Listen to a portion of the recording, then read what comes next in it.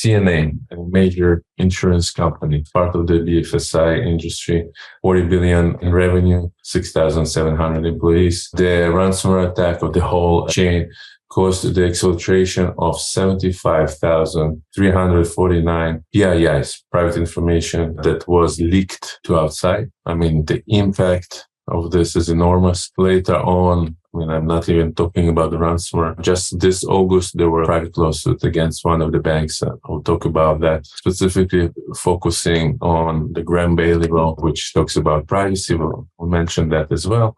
But exposure of PII can have a long-term impact, which sometimes is hard to even accumulate and count or sum up. It may be even higher than the impact of dealing with ransomware itself. So in the case of CNA, we have more than 50,000 devices impacted, including machines that were remotely connected through VPN. As soon as they connected, they got encrypted. Obviously, aside of the information that was exfiltrated, the impact of not even using the network was devastating. CNA itself identified the attack only 2 weeks after the attacker already infiltrated and propagated inside the network, inside the servers.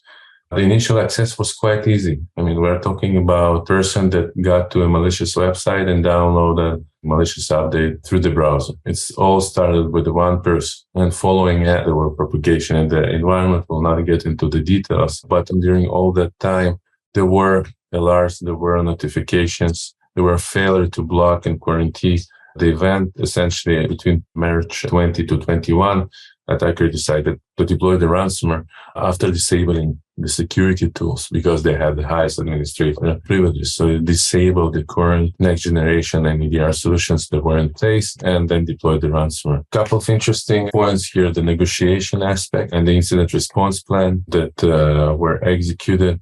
Initially, there were requests from the attacker to pay for $55 million.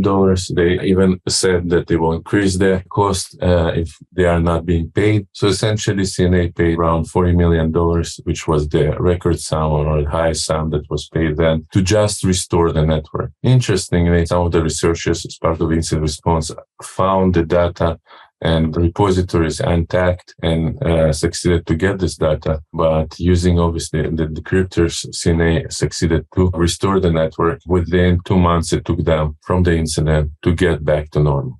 Those 2 months obviously have additional impact on the environment. So we see how one event can have an impact a couple of months later. And right now, additionally to that, obviously they also introduced monitoring, credit monitoring softwares and others, which also cost money. And obviously additional impacts of negotiation, etc.